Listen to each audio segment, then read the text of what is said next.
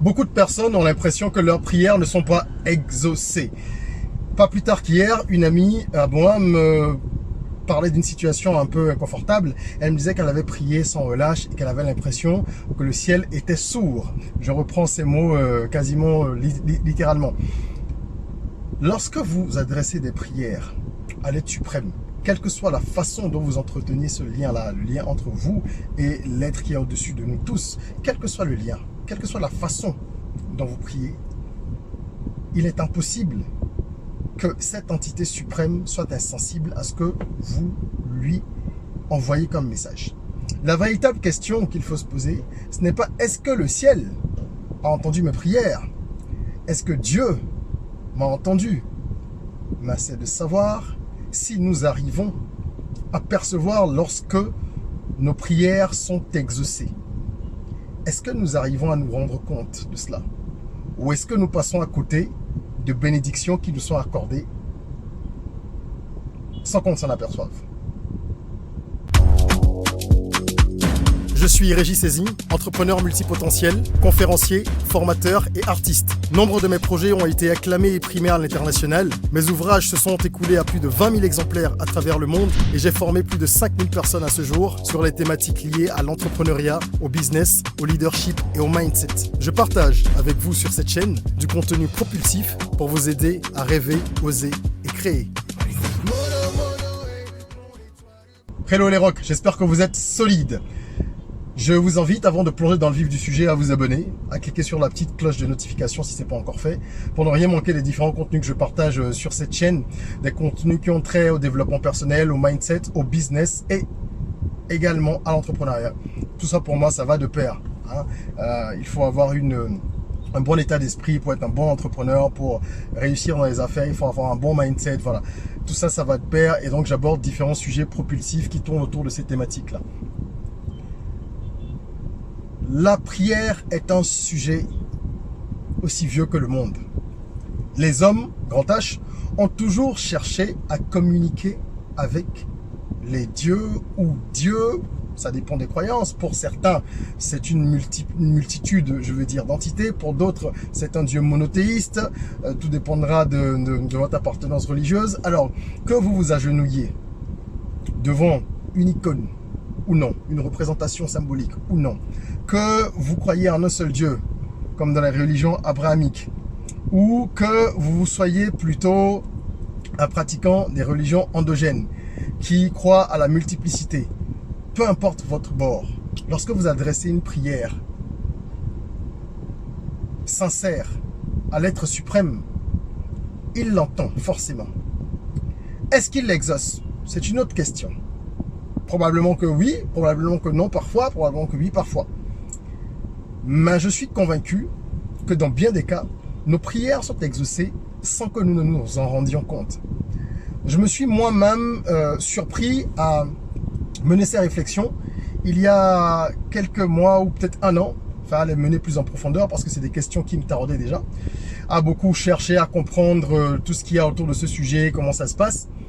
Comment est-ce que ça pourrait fonctionner? Je me suis rendu compte qu'en fait, on cherche à l'extérieur, alors que le problème est à notre niveau. On se demande si Dieu, le Dieu que nous imaginons, le Dieu auquel nous croyons, qui est ici, ailleurs, à droite, à gauche, selon les religions, les pratiques, on se demande s'il nous entend. Ce n'est pas la bonne question. Est-ce que nous parvenons à lire les messages qui nous sont envoyés? Très souvent, non. Je le dis simplement parce que j'ai la conviction, après avoir analysé plusieurs situations dans lesquelles je me suis retrouvé, ainsi que des situations qui concernent des proches ou des amis, des connaissances, j'ai la conviction aujourd'hui que nous sommes focus sur la finalité. Et ça, c'est une erreur. Nous sommes focus sur la finalité, c'est-à-dire qu'on demande, par exemple, un job, un travail, un poste. Et on attend que ça apparaisse un peu comme par magie. C'est-à-dire, je veux un poste, je veux tel poste, il faut que je l'obtienne. Dieu ne descend pas, n'est-ce pas? Et Dieu n'a pas le même mode de communication que nous. Est-ce que nous savons lire les signes? Je nous encourage à travailler là-dessus, à nous documenter là-dessus, à développer les réflexes nécessaires pour apprendre à lire les signes. J'ai trois petites anecdotes pour vous, pour illustrer tout ça. Et je vais synthétiser, hein, pour que ce soit court et concis. Dieu peut nous parler de différentes manières. Il peut nous parler à travers une rencontre. Vous demandez quelque chose, dans les jours qui suivent, vous rencontrez une personne, vous ne faites pas le lien parce que cette personne n'apporte pas la solution directe à votre prière. D'accord? Mais c'est quelqu'un qui, par une voie détournée, pourrait vous permettre de rencontrer peut-être quelqu'un d'autre, ou pourrait attirer votre attention sur une opportunité, ou pourrait vous demander même de lui rendre un service qui ne serait pas rémunéré, mais service à travers lequel vous serez peut-être contacté par quelqu'un d'autre qui appréciera votre travail. Il y a tellement de façons par lesquelles Dieu nous parle, mais nous ne savons pas écouter. J'ai rencontré une personne il y a, on va dire, 7 ou 8 ans. On devait travailler sur un projet ensemble, ça n'a pas fonctionné. Puis, quelques années après, on devait travailler sur notre projet ensemble, on n'a même pas démarré les collaborations parce qu'on ne s'entendait pas. Ce n'était simplement pas le bon moment. Mais figurez-vous que cette personne avec qui j'ai gardé des liens, hein, très cordiaux, c'est même un ami, cette personne est aujourd'hui celle qui est en train de m'ouvrir les portes pour un business que j'ai envie de mettre en place depuis longtemps. Quelque chose que je demande en fait au ciel de m'aider à accomplir depuis. Et c'est aujourd'hui que cette personne va m'aider à accomplir cela. Parce qu'elle a toutes les cartes en main pour déverrouiller certaines portes. Je ne pouvais pas le savoir. Ma prière avait été exaucée depuis. Nous devons comprendre que le temps, l'unité de mesure du temps n'est pas la même de l'autre côté qu'ici. Et comme on dit souvent, on dit un jour pour Dieu, c'est peut-être 10 ans pour les hommes, on n'en sait rien. Donc à partir du moment où le cachet validé a été mis sur votre requête, ce sera fait, théoriquement, mais vous ne savez pas quand. Il faut avoir la patience nécessaire, mais il faut avoir aussi l'intelligence qui permet de lire les signes. C'est très important. Et ça, on le développe avec les épreuves, avec la maturité, avec le temps, etc. Deuxième exemple. Dieu peut vous répondre à travers une idée. Vous avez besoin d'argent. On va prendre un exemple simple.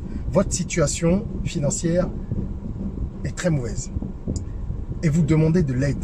Mais vous vous attendez à ce qu'en fait, peut-être quelqu'un vous appelle pour vous donner de l'argent ou vous prêter des sous ou qu'on vous augmente au travail parce que vous avez un job peut-être qui est, vous ne vous en sortez pas avec le salaire que vous avez et vous attendez à ce que ça vienne par une de ces voies. Ça peut venir par une de ces voies comme ça peut venir par un chemin totalement inattendu. Dieu peut vous insuffler une idée qui va générer de l'argent. Il y a quelques années, 2 ans environ, un peu moins, hein, on va dire à peu près 2 ans, je traversais une période très difficile, financièrement justement. Et dans mes prières, dans mes méditations, j'ai demandé à Dieu de m'ouvrir de nouvelles portes, des portes par lesquelles les ressources financières dont j'avais besoin afflueraient. Ce n'est qu'après que j'ai compris que Dieu avait répondu à ma prière à partir du moment où je l'avais formulée, parce que très rapidement, quand j'avais fait les recoupements après, très rapidement après cette période-là, j'ai eu l'idée d'écrire un livre. C'est quelque chose que c'est pas mon premier livre, j'avais déjà écrit des livres, mais j'ai eu l'idée d'écrire un livre que je n'avais pas planifié. Parce qu'il y a un certain nombre de thèmes que je veux aborder. On va dire que j'ai une vingtaine d'idées de livres qui sont déjà couchées. Enfin, les idées sont couchées, les grandes lignes. Et par la grâce du Big Boss, je pourrai les publier au fur et à mesure pour compléter ma bibliographie, puisque c'est ma passion première, écrire et transmettre. Mais ce livre-là, particulièrement, je ne l'avais pas en idée. Je n'avais jamais pensé à aborder ce thème-là. Figurez-vous que quand j'ai eu cette idée, je l'ai saisie. Parce que moi, ça fait un moment quand même que j'ai compris que l'inspiration est d'essence divine. Hein. Donc quand vous avez des idées, il faut les coucher tout de suite. Même si vous ne pouvez pas les développer, il faut au moins les coucher, sinon on oublie. Bref, à ce moment-là, j'ai saisi cette idée. Je me suis accroché à cette idée. Je l'ai développée très rapidement, sans savoir pourquoi. J'étais un peu comme poussé par une énergie. Et figurez-vous que c'est ce livre qui m'a sorti d'une mauvaise passe, qui m'a permis de pouvoir rebondir et qui après a généré d'autres choses. Donc en fait ça a été, on va dire, la porte d'accès à d'autres portes. Vous comprenez ce que je veux dire? Donc voilà comment, à travers une idée, Dieu peut nous répondre et accepter nos prières aussi. Mais on doit être à l'écoute et comprendre. Si j'étais resté braqué en me disant « Ah, franchement, depuis ça s'améliore pas, j'ai appelé telle personne, il veut pas m'aider, j'ai fait telle chose, ça fonctionne pas. » Sans sortir de mon giron habituel ou de ce que j'avais déjà planifié, ça aurait été compliqué. Peut-être. Ça aurait pu s'arranger autrement, j'en sais rien. Toujours est-il que ça s'est arrangé plus vite que prévu parce que j'ai pu saisir à ce moment-là le message et ma foi, ça a été salvateur. Troisième exemple, Dieu peut vous bénir à travers une épreuve.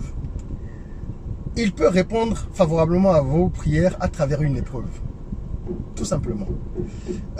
J'ai demandé, je vous raconte des petites histoires, hein, sans entrer dans les détails, c'est des anecdotes personnelles parce que pour moi, c'est encore plus révélateur, plus simple, je les ai vécues. J'ai demandé au Big Boss, donc à Dieu, de m'aider à me positionner entièrement sur ma voie. Je sais que j'étais déjà sur mon chemin, professionnellement parlant surtout. Et même dans ma vie personnelle, j'étais sur mon chemin depuis plusieurs années. Mais je sentais qu'il y avait quelque chose qui ne fonctionnait pas. Il y avait un truc qui clochait quand même. Je ne savais pas quoi, mais je le ressentais. Et il y a un peu plus de 2 ans, toujours dans la même période, il y a des périodes comme ça dans la vie où les choses s'enchaînent et vous commencez à capter un peu mieux les messages et ça vous ébranle parfois, mais ça vous grandit ensuite. Bref, c'était en 2020. Et j'ai découvert quelque chose qui aurait vraiment pu m'anéantir. Une vérité sur une personne très proche. C'était vraiment dans la période où je méditais beaucoup, je priais beaucoup. Je voulais véritablement être plus aligné avec mon chemin de vie pour accomplir ma mission.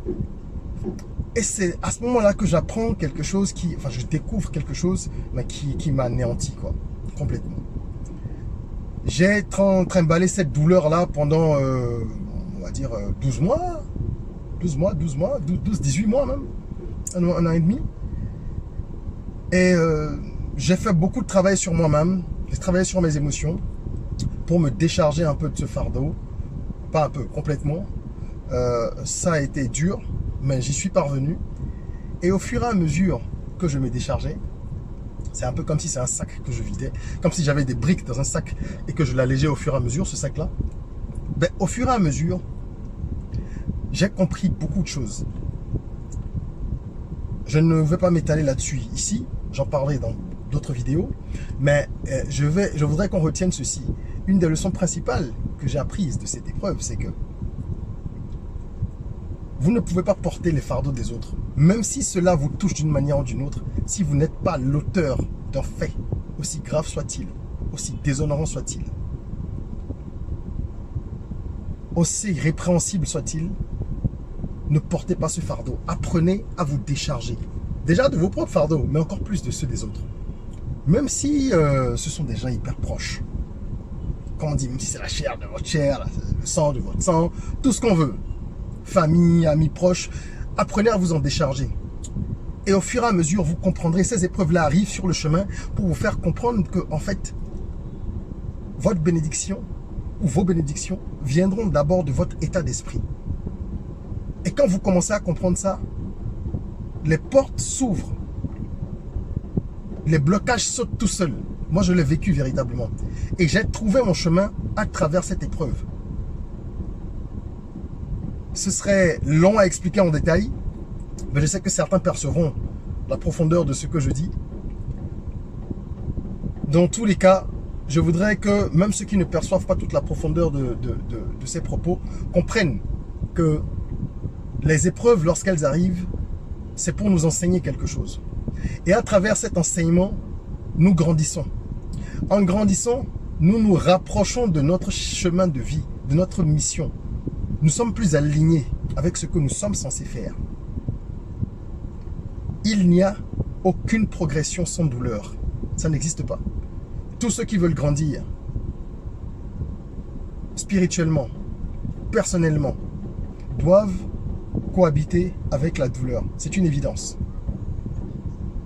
Donc voilà comment Dieu, à travers une rencontre, à travers une idée, à travers une épreuve, peut vous parler, peut vous inspirer, peut répondre à vos prières favorablement, vous bénir et vous donner accès à ce que vous aviez envie de toucher. Je l'ai expérimenté moi-même. Et surtout, le troisième point, à travers la douleur que j'ai pu éliminer, j'ai compris à quel point je pouvais être fort. Et j'ai compris à quel point je devais être à l'écoute de la douleur pour la dompter. Et justement, grandir et devenir celui que je dois être. Tout simplement. Voilà, j'espère que chacun de nous fera l'effort d'écouter un peu plus les signes, de les écouter, de les regarder, les écouter avec le cœur et avec l'esprit, avec les yeux du roc, rêver, oser crier. Ah, c'est le rôle de notre communauté, ça. Nous édifier, nous tirer les uns vers les autres pour que chacun puisse s'accomplir sur tous les plans. En attendant qu'on se retrouve pour une nouvelle vidéo, n'oubliez pas, prenez soin de vous, de votre corps, mais surtout de votre mental. Rêvons, osons, créons, soyons rock.